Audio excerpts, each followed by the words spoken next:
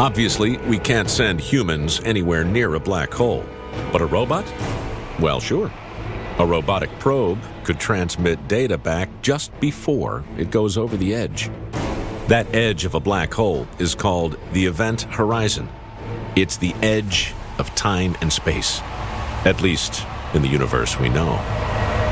We call the event horizon quite simply because it separates space into two regions. It's not a physical surface. You might not even notice it if you were falling through it. But ultimately, once you're inside of it, you're doomed. As you approach the event horizon, gravity gets stronger, and very strange things start to happen.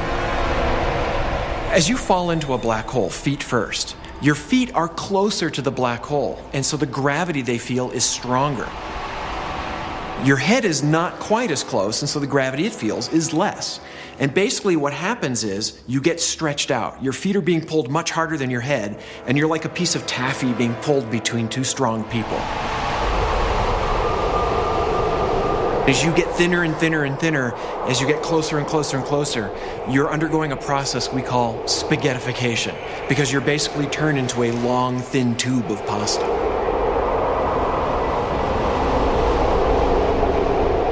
Gravity would stretch our robotic probe to the limit, then rip it apart.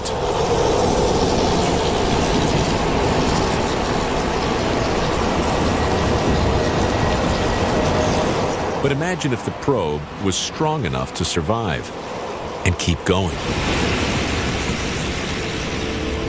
As it gets close to the event horizon, everything goes crazy. Gravity is so extreme, it stops time. We think of time as being endless. However, in a black hole, in some sense, time stops.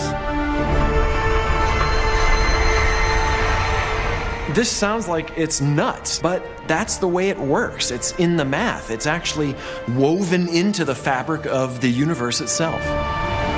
If you were to watch from a distance, the robot probe would seem to slow down as it gets closer to the black hole.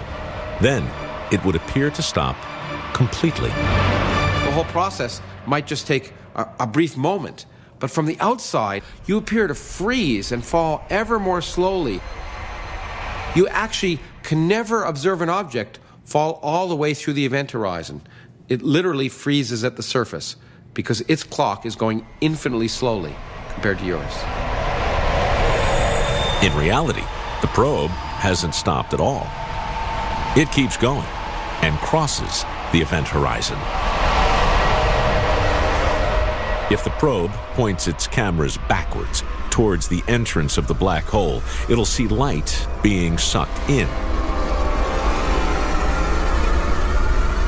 If it points the camera forward, at first it sees only black.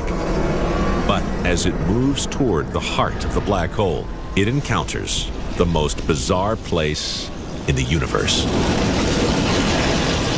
The black hole's immense gravity pulls everything down to an unimaginably small point at its center. Scientists call it the singularity.